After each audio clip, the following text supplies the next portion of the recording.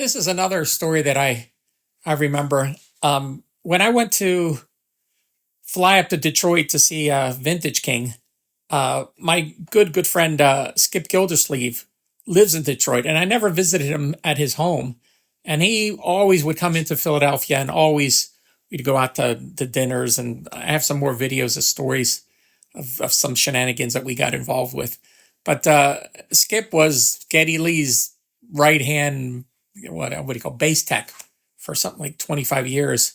But he also worked with Steely Dan and Bob Seger and Was Not Was and Collective Soul, and I mean a huge amount. But what I did is when I flew up there, I said, "Hey, why don't we get together and do something in your city?" And he said, "All right, what do you want to do?" I said, "Let's do something that you haven't done." And I know Hitsville was in Detroit. I said, "Let's go visit Hitsville." And he said, "As long as I've lived here, I've never gone to that studio. And I've always wanted to go." So me and him went over to Hitsville studio, and they gave us a little tour of the place. And it's a small studio, and I'll post the pictures. And the control room, the linoleum floor is worn out. And they say it's worn out because the people used to tap their feet to the beat. They would just bob their head and tap their feet to the beat there.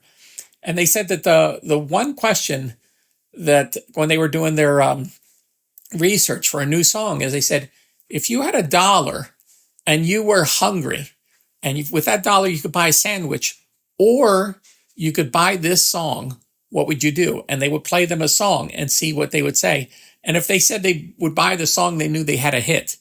And I thought that was an interesting story. But you can see from the pictures, the studio, and there's a picture of me in front of Hitsville and Skip in front of Hitsville.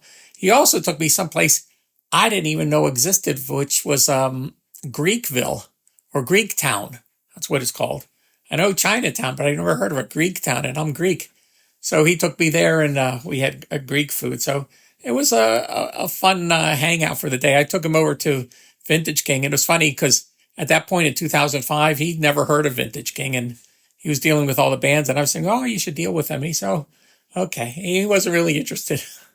And then he took me to his house, and he was into skulls and things like that. And he had a scarf with skulls on it, and he also had a huge tape library of off the board performances. And some of these things were, he had a ton of Rush stuff, but all the bands that he toured with, he had off the board recordings, and he kept them to himself, and he wouldn't make them public.